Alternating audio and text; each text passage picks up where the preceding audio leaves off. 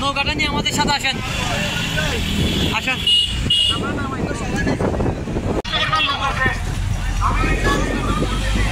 স্রোত বয়ে যাচ্ছে, রিক্সা প্রায় পানিতে তলিয়ে গেছে। দেখুন দেখেন আমাদের মহিলারা আর ভাইয়েরা সবাই মসজিদটা প্রায় পানি ভাইয়া কই সামনে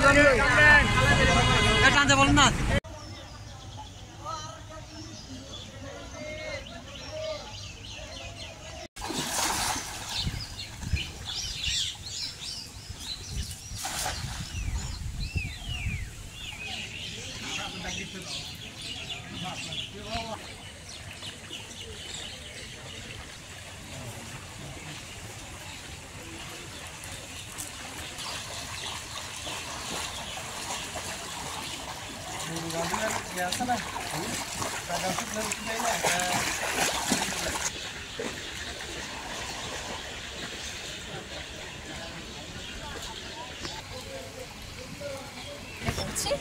আমি এখানে 43 ঘন্টা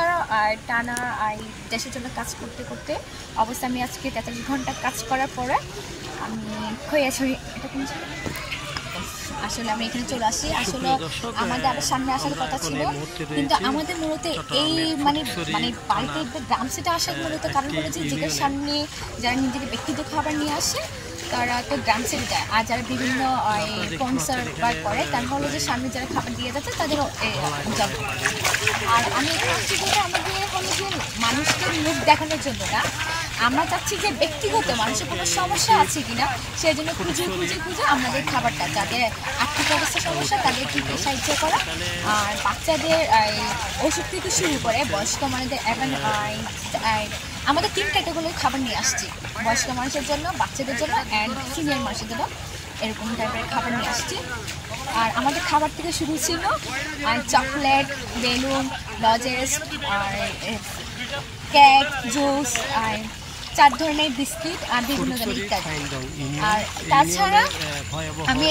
স্টুডেন্টের কাজ করতে পারি যে আমি আমার আব্বুর থেকে টাকাটা নিয়ে এখানে কালেক্ট করে চলে আসছি, আর আমাদের স্টুডেন্টদের বিভিন্ন ফান্ড আসছে ওইটা আমরা ফেনীতে যেটা পাঠিয়ে দিয়েছি, যার আসলে ফেনী, নোয়াখালী, কুমিল্লা অন্যান্য জেলা থেকে সবাই চলে যাচ্ছে, কিন্তু আমাদের আশেপাশে যে